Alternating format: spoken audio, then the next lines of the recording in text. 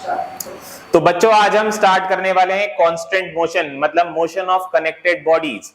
एक बॉडी में जब मोशन होता है तो दूसरी बॉडी का मोशन पहली बॉडी के मोशन पर डिपेंड करता है। जैसे एक सिस्टम मैं बना रहा हूं यहां पर, एक सिंपल पुली का। यहां पर आप देखिए दोनों बॉडीज के मोशन एक दूसरे से कैसे इंटरकनेक्टेड हैं। यहां पर मैंने दो मासेस लिए हैं, ये जो मास है ये m1 है, ये वाला जो मास है ये m2 है। और ये भी देखना कि जो मास है वो एक्सेलरेशन पर डिपेंड ही नहीं करेगा। देखिए कैसे,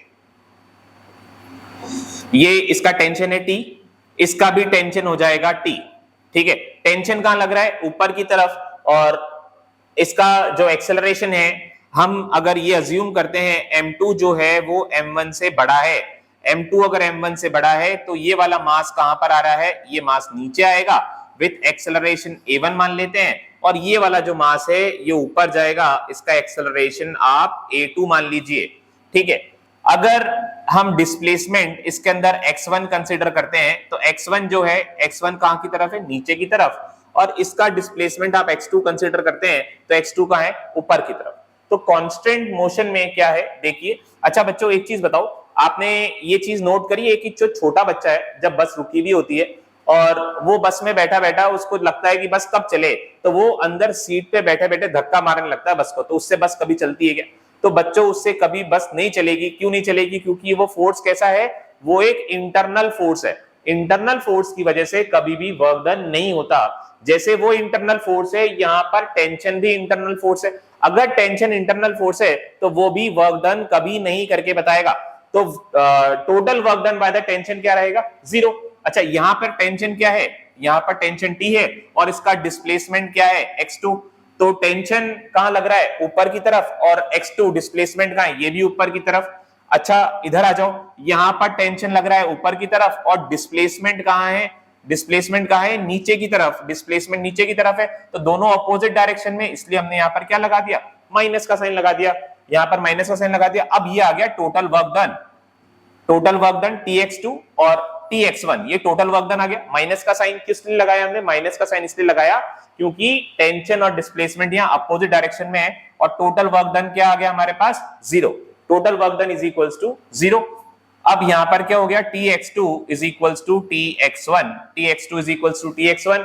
टेंशन से टेंशन कैंसिल, तो x2 इज इक्वल्स टू क्या आ गया बच्चों? x2 is equals to x1 आ गया।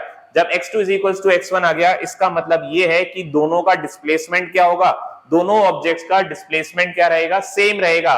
इसको आप डिफरेंशिएट करिए टाइम के रेस्पेक्ट में, तो dx2 by dt is equals to dx1 by dt।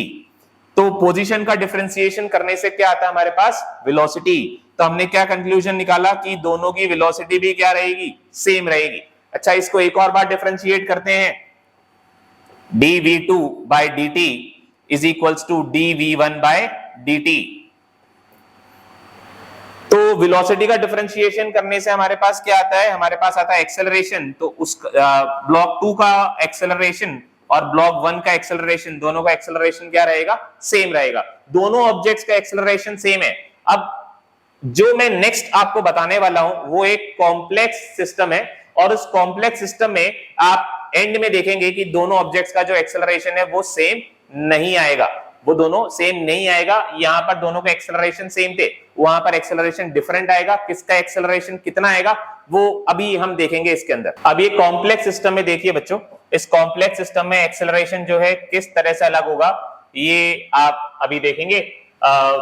ये क्योंकि यहां से ये स्ट्रिंग जा रही है यहां से यहां तक, तो स्ट्रिंग सेम है। स्ट्रिंग सेम रहेगी तो टेंशन भी क्या रहेगा? सेम। तो हम ये मान लेते हैं कि इसका डिस्प्लेसमेंट x2 ऊपर की तरफ हो रहा है। x2 इसका डिस्प्लेसमेंट जो है ऊपर की तरफ हो रहा है, और इसका जो डिस्प्लेसमेंट है वो x1 नीचे की तरफ हो रहा है। x1 नीचे की तरफ और x2 ऊपर की तरफ, ये ऐसे डिस्प्लेसमेंट्स हैं। अब देखिए यहां पर टेंशन कितना आ गया? T। इधर भी टेंशन कितना आ गया? T। और इधर टेंशन कितना आ गया? T। क्योंकि स्ट्रिंग सेम है तो टेंशन भी क्या रहनी चाहिए? सेम। अभी मैंने आपको समझाया कि work done by internal force क्या होता है? 0। Work done by internal force क्या होता है? 0। अब देखो ये जो ब्लॉक लगा हुआ है, ये वाला जो ब्लॉक लगा हुआ है, इधर हम टेंशन मान लेते हैं T डैश। टी डैश किसके इक्वल होगा, टी डैश जो है वो 2t के इक्वल होगा, टी डैश किसके इक्वल होगा, 2t के इक्वल होगा। अब हम निकालते हैं वर्क डन बाय t1, तो t1 multiplied by x1, t1 multiplied by x1, तो t1 कहां लग रहा है, ऊपर की तरफ, और x1 कहां है, नीचे की तरफ। तो इसके आगे हम लगा देते हैं एक नेगेटिव साइन। नेगेटिव साइन क्यों लगाया, क्योंकि टेंशन और डिस्प्लेसमेंट दोनों ऑपोजिट डायरेक्शन में है, टेंशन और डिस्प्लेसमेंट दोनों ऑपोजिट डायरेक्शन में है। आगे आ जाओ, टोटल वर्क डन हमें निकालना है। इसमें टेंशन कितना है, इसमें टेंशन है T, इसमें टेंशन कितना है T, अगर इसमें टेंशन T है और इसका जो डिस्प्लेसमेंट है वो क्या है, x2। अब टेंशन ऊपर है, डिस्प्लेसमेंट भी ऊपर है, तो वर्क डन कैसा रहेगा, पॉजिटिव। और टोटल वर्क डन क्या सिखाया था बच्चों, क्या होता है इंटरनल फोर्सेस की वजह से, total work done internal forces की वजह से होता है हमेशा 0। अब T1 की वैल्यू यहां पर पुट करते हैं, T1 की वैल्यू रहेगी -2t x1 plus t x2 is equals to 0।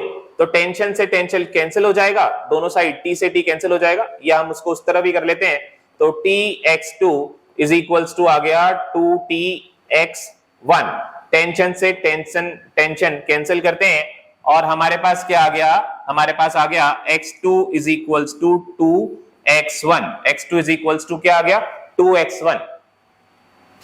अब अगर आप इसको डिफरेंशिएट करेंगे तो dx2 by dt is equals to क्या आ गया 2dx1 बाय dt, ठीक है। तो इससे ये क्या है, ये वेलोसिटी है सेकंड ऑब्जेक्ट की और ये है वेलोसिटी फर्स्ट ऑब्जेक्ट की। अब अगर आप वेलोसिटी को डिफरेंशिएट करेंगे तो आपके पास क्या आ जाएगा, एक्सेलरेशन आ जाएगा, dv2 by dt is equals to 2dv1 by dt।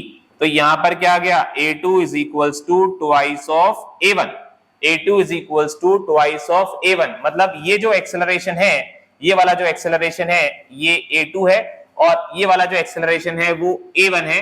तो मतलब क्या है कि ये वाला जो एक्सेलरेशन है इसके कंपैरिजन में क्या रहेगा, डबल रहेगा बच्चों, ठीक है। अब ऐसे ही ये वाली चीज मैं आपको प्रैक्टिकली भी कर बताऊंगा। अब हम प्रैक्टिकली इसको कर देखते हैं। तो स्टूडेंट्स, अब हमारा जो सिस्टम है थोड़ा सा कॉम्प्लेक्स सिस्टम है। अब हमारा डिस्प्लेसमेंट पहले की तरह सेम नहीं होने वाला है, पहले की तरह डिस्प्लेसमेंट सेम नहीं होने वाला है। अभी ये देखिए, ये पुली का जो सेंटर है ये कहां पर है, ये अराउंड 22 सेंटीमीटर्स पर है और ये वाला जो मास है, ये जो मास है ये अराउंड 90 सेंटीमीटर्स पर है। अब मैं इसको 4 सेंटीमीटर्स नीचे लेकर के आ रहा हूं, देखिए बच्चों 4 सेंटीमीटर्स नीचे, तो ये कहां पर आ गया, ये अराउंड 18 सेंटीमीटर्स पर आ गया और ये वाला जो मास है ये अराउंड 82 पर आ गया, ठीक है बच्चों। तो इसका डिस्प्लेसमेंट 4 सेंटीमीटर नीचे हुआ तो इसका डिस्प्लेसमेंट 8 सेंटीमीटर ऊपर हुआ, यानी x1 is equals to twice of x2।